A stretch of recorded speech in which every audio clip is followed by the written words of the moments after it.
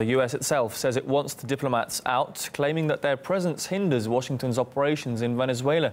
Political analyst Chris Bambury explains America's tactics.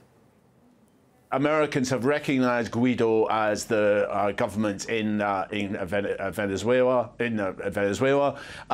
They are going to do everything they can. There's no point in keeping an embassy open if they're not prepared to recognize Maduro. Clearly, what the Americans and their allies in Brazil and Colombia want to do, and internally want to do, is create a strategy of tension, a situation where it becomes so unbearable that they hope a section of the military, which up until now have backed Maduro, will break away, break support from Maduro and launch a coup.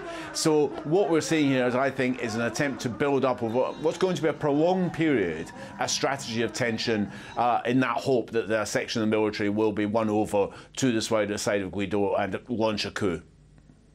With the blackout, a key reason for US-backed Guaido calling for a state of emergency. The government says that electricity has been fully restored in the country.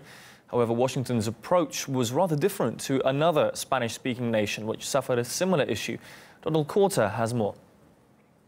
U.S. Senator Marco Rubio has been openly expressing his extreme concern over the situation in Venezuela. And when the blackout took place, he just could not ignore it. The nationwide power failure in Venezuela, now going on its 25th hour, is causing devastating long-term economic damage. In the blink of an eye, the country's entire aluminium production capacity was destroyed by damage caused by the blackout. But he was soon reminded about another, much longer blackout, one a bit closer to home.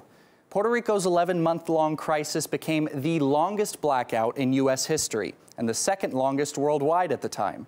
Unlike in Venezuela, it was caused by a hurricane named Maria. And back then, Rubio went to Puerto Rico and had this to say.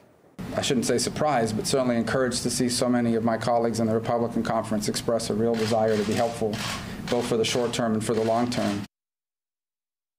Unfortunately, nice words weren't enough to bring the lights back on. Months after the hurricane devastated the Caribbean island, an explosion took the grid down yet again. Now, of course, nobody blamed it on a plan by Washington to sabotage Puerto Rico's electricity, but when the same thing happened in Venezuela, guess who was to blame? Power shortages and starvation are the result of the Maduro regime's incompetence. Maduro's policies bring nothing but darkness. And when the U.S. government was called out for its poor handling of the Puerto Rican relief efforts, well, come on, that was different. It was a deepening humanitarian crisis where the feds were the good guys. Early response to Puerto Rico hurricane wasn't good, but not because federal government didn't care. The U.S. government does seem to care a lot about Venezuela. Check out those U.S. aid trucks. As for Washington's aid packages for Puerto Rico,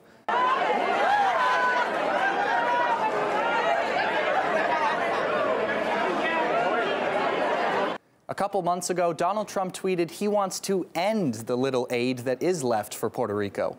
It seems that crises abroad are much easier to solve than those at home. Either that, or maybe, despite all the appeal to emotions, for some politicians, it's just not really about solving the crisis in the first place.